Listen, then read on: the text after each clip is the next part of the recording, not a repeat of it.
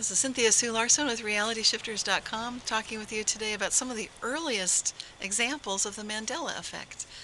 And that was popularized by Fiona Broome back in 2010 when she brought to people's attention the fact that a lot of us remember Nelson Mandela having died many, many years ago. In fact, decades ago, not just a couple of years ago in December. So my newsletter, Reality Shifters, that I've been publishing since October 1999, did have a survey back in July 2005 where I found out that a lot of people remembered this actor, Bob Keeshan, as being, at that time, the most commonly recognized alive again celebrity. He was Captain Kangaroo on a popular children's TV show in America, and 26% of the people surveyed remembered that he had died before and now he's alive again, and then he died again. Some of the other celebrities also recognized in this interesting alive again category include Jane Goodall at 15%, actor Larry Hagman, 15%, performer and entertainer Bob Hope, 10%, actor Jack Palance, 10%, actress Bea Arthur, 5%, Ed Asner, 5%, newscaster Walter Cronkite, 5%, and Mariel Hemingway, the actress, 5%.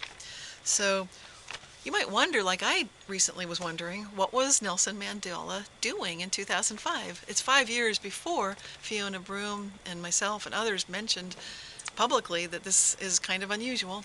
So where was he? Well, the current official history, here he is, shows him back in February 2005. He's in Trofalgar Square in the United Kingdom. He's giving a speech to 20,000 people, getting huge media coverage, and the speech is about ending unnatural poverty. So obviously, if he died decades earlier, he couldn't have been doing that. So it raises the question, how the heck could this be happening?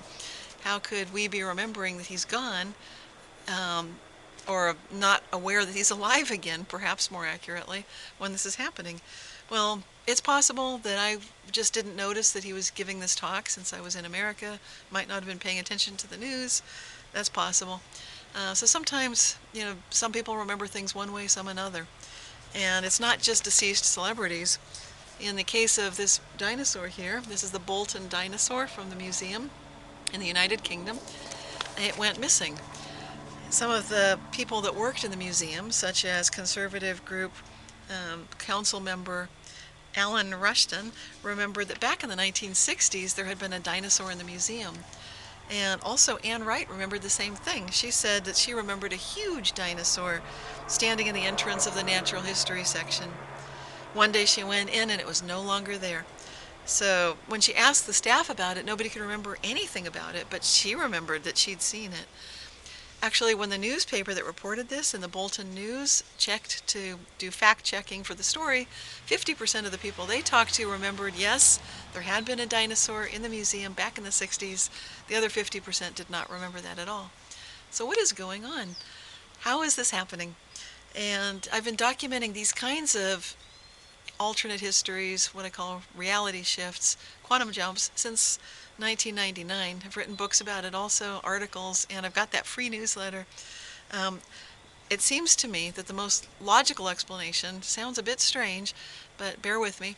It involves the fact that quantum logic and quantum phenomena are actually happening at every level of reality, not just the very, very small.